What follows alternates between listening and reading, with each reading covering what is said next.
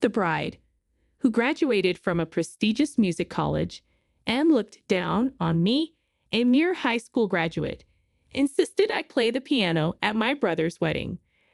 I had never told her I could play, so she was definitely trying to mess with me. Then she leaned in close and whispered something shocking in my ear. To be honest, I have a real boyfriend besides Jack. She smiled as I trembled in front of the piano, but I knew that smile wouldn't last long. My name is Elena Johnson. I'm 32, unmarried, and work as a staff member at a wedding hall. My family consists of just my brother and me. Our parents divorced when I was in high school, and a few years later, our mother passed away in an accident. We lost contact with our father, who never supported us, forcing us to fend for ourselves. I didn't go to college. Instead, I went straight to work to support my brother and me. Jack, my younger brother by 3 years, is sharp and intelligent. He earned a full scholarship and completed his university studies, landing a job at a well-known company. I was proud of him, especially as he was about to get married. According to Jack, his bride was the daughter of a company executive, beautiful, pleasant, and family-oriented. She had graduated from a prestigious music institution and already gave private piano lessons, seemingly perfect. One holiday, our families met for the first time. The bride, Grace Miller, was even more attractive and pleasant in person than in her photos. She approached me for advice. "I heard you work at a wedding hall. Could we have our wedding there?" "Of course, we'd be delighted to help," I replied, happy to support my brother's big day. Her parents, smiling and proud, shared stories about Grace's accomplishments, highlighting her many piano awards and competitions. But when her father mentioned a certain girl who often bested her in competitions, Grace's demeanor changed. "My daughter always did well, but there was always this one girl who took first place. Very frustrating." "What was her name again?" "Let's not talk about that." Grace cut him off, quickly changing the subject. An hour later, I stepped out to take a work call and saw Grace returning from the restroom. I thanked her for the lovely day. "I appreciate everything you did for us today. It was fantastic." But Grace's demeanor shifted. Attending today's meeting is a high school graduate. Grace hurriedly returned to the room, leaving me behind. I stood there, unable to respond to her abrupt transformation. I couldn't understand what was going on. After finishing my work call, I returned to my seat, still puzzled. Strangely, Grace had reverted to her pleasant self. "Elena, would you like something to drink?"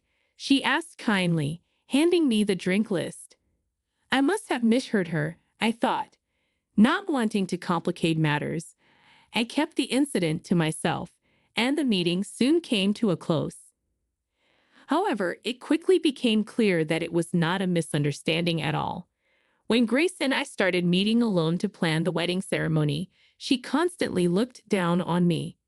"You don't resemble Jack, who is very attractive," she would say every time we met, implying I was unattractive. Grace was sarcastic, often mocking my high school education and unmarried status. "If you have time to assist others in getting married, why don't you worry about yourself?" she sneered. "Oh, but you're only a high school graduate, so you're not very bright. And you lack manners because you were raised by a single mother. I don't think you'll be able to find a partner." She often boasted about her piano skills. "I'm the one who always won the top prize in piano competitions. I'm not like you, who only finished high school and went straight to work." Grace's constant jabs wore me down. Although she was supposed to be my brother's wife, I couldn't bring myself to like her. But Jack had chosen her, and their relationship seemed to be going well. I decided to keep Grace's true nature a secret from my brother, believing I was the only one who had to endure her cruelty. Months passed, and it was finally the day of the wedding. As the daughter of an executive, Grace had many company employees in attendance. We had made special arrangements for them, treating them as VIPs due to their high number.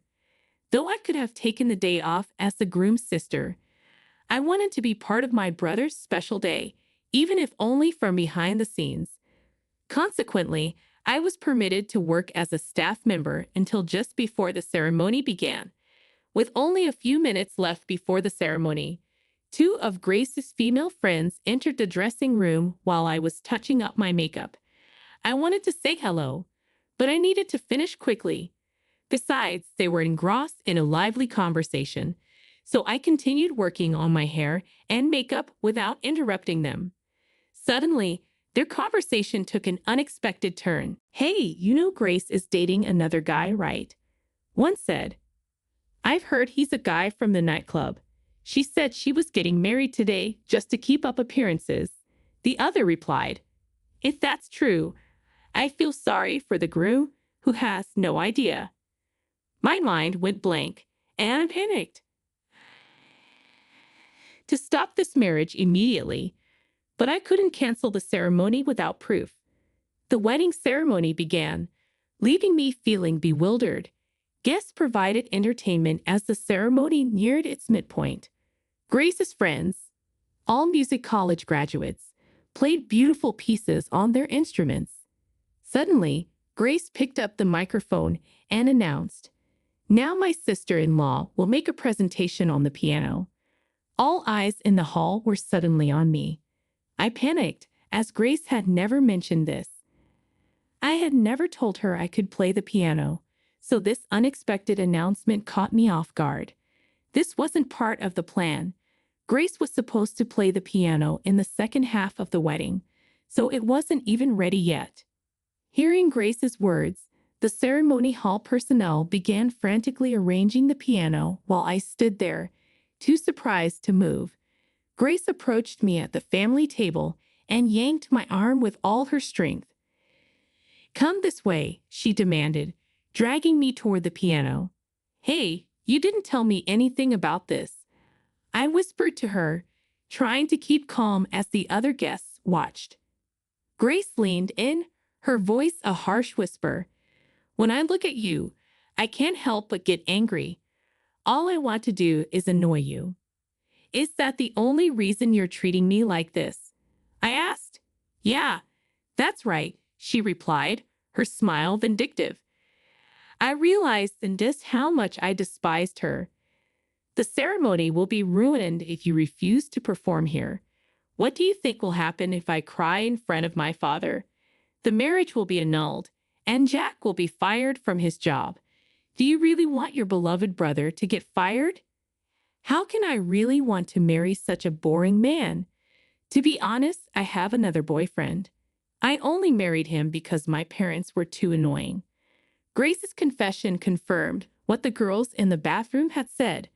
While I was processing this, the piano was finally set up. "Let's see what you got," Grace taunted. As she instructed, I sat down on the piano bench. My body started shivering, and I could feel my breath coming in heavy gasps. Maybe it's too much to ask of someone who only graduated high school. "Perhaps you've never even touched a piano," Grace said, her triumphant smile widening. The audience was growing increasingly noisy. A staff member, noticing my distress, approached me. "Are you feeling all right?" she asked gently. Grace, meanwhile, had a contented smile at the corner of her mouth. "Play the piano if you're Jack's sister, but it seems I was mistaken." "I'm sorry," she mocked. However, a single phrase from my brother changed everything. "Don't you know my sister?" "What?" Grace stammered. I broke the silence by starting to play the piano. I played "Dream of Love," a standard song at weddings. The previously noisy venue quieted down as the sound of the piano filled the air. When I finished, I was met with thunderous applause. My colleagues, who hadn't known I could play the piano so well, were moved to tears. In contrast, Grace's face turned bright red, and she bit her lips in frustration. "You were nervous and trembling earlier. How could you play so well?" she demanded. "I didn't tell you, but I studied at a music college overseas," I replied. Grace appeared astonished, staggering backward when I announced the university's name. By the way, I wasn't trembling because I was nervous. I added, smiling. I was quivering with excitement because I was so delighted to be playing the piano for the first time in a long while. Grace, taken aback, exclaimed, "That's the college I wanted to go to but couldn't. How could a person like you from a single mother family attend?" "I have been taking piano lessons since I was a little girl, and I happen to have a few people around me who supported me," I explained. "However, when my mother died, I had to drop out of music school to come home and help my brother attend school." The reason I had never told Grace that I could play the piano was to avoid overshadowing her. It seems my brother hadn't mentioned my piano experience to her either. Grace, determined to outdo me, refused to acknowledge my past. One of Grace's friends noticed my face and suddenly recognized me. "Is she by chance Elena Garcia?" she asked. "Oh, if that's the case, she's so incredible that we can't even begin to compete." This friend had attended my music college and remembered me well. When it comes to Miss Garcia from the United States, she was known for being a brilliant pianist.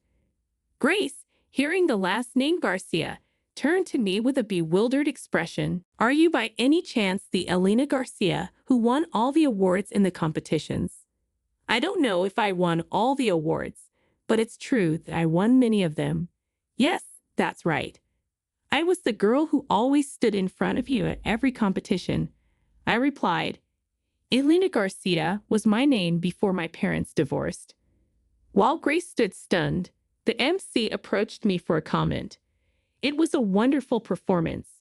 Would you like to say something to the microphone?" Seizing my chance to expose Grace, I took a deep breath and spoke into the microphone. "Please listen, everyone. Grace is having an affair." Everyone gasped at my sudden revelation. Grace's parents were speechless, their mouths agape. "No, that's not true. She's just talking nonsense." Grace tried desperately to deny it, but I quickly connected my phone to the speaker and played a recording. "To be honest, I have another boyfriend. I only married him because my parents were too annoying." Grace's voice echoed through the hall.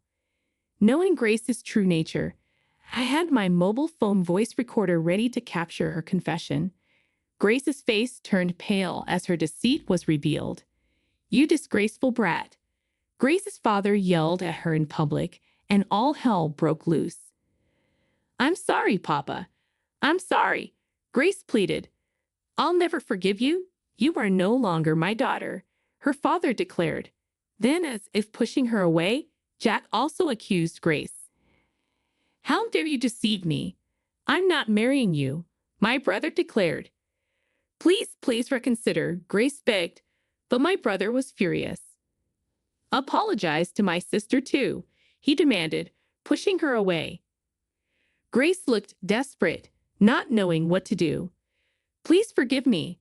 Everyone, please forgive me too," she pleaded, still thinking only of herself.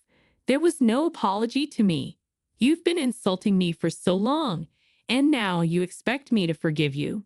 You take far too many things for granted," I said coldly. "How will I ever be able to live on my own if Papa and Jack abandon me?" Grace cried.